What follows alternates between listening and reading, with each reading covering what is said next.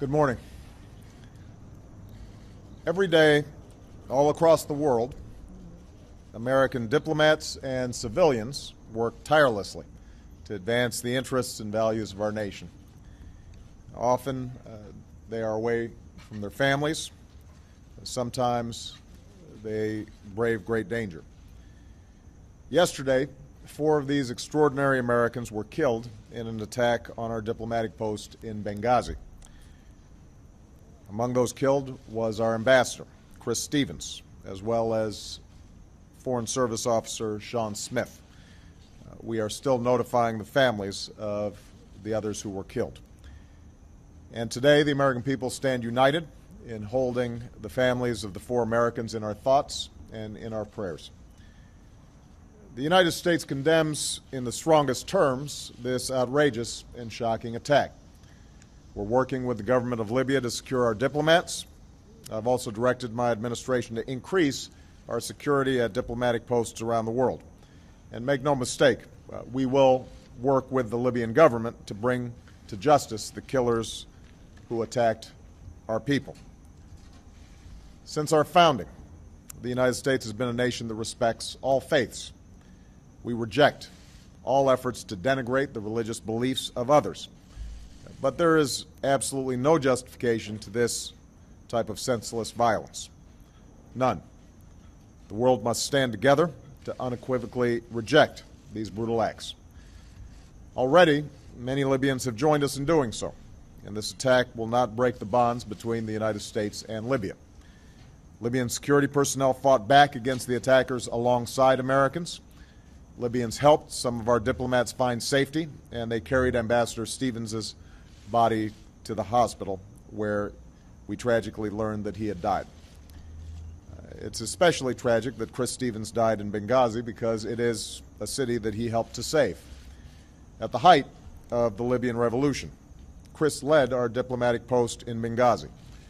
With characteristic skill, courage, and resolve, he built partnerships with Libyan revolutionaries and helped them as they planned to build a new Libya.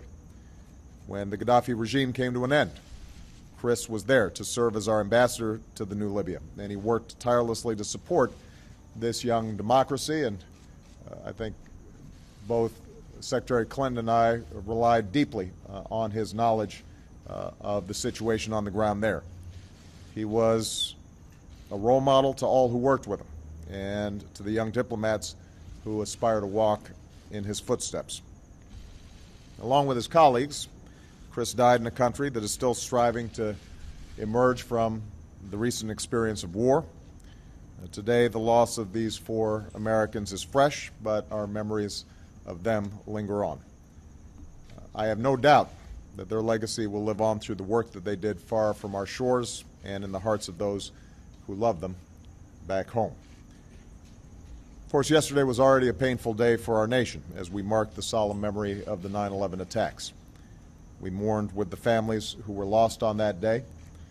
I visited the graves of troops who made the ultimate sacrifice in Iraq and Afghanistan at the hallowed grounds of Arlington Cemetery and had the opportunity to say thank you and visit some of our wounded warriors at Walter Reed. And then last night, we learned the news of this attack in Benghazi.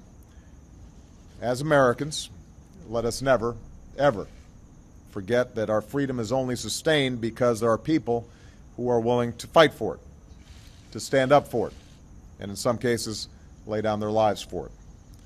Our country is only as strong as the character of our people and the service of those, both civilian and military, who represent us around the globe.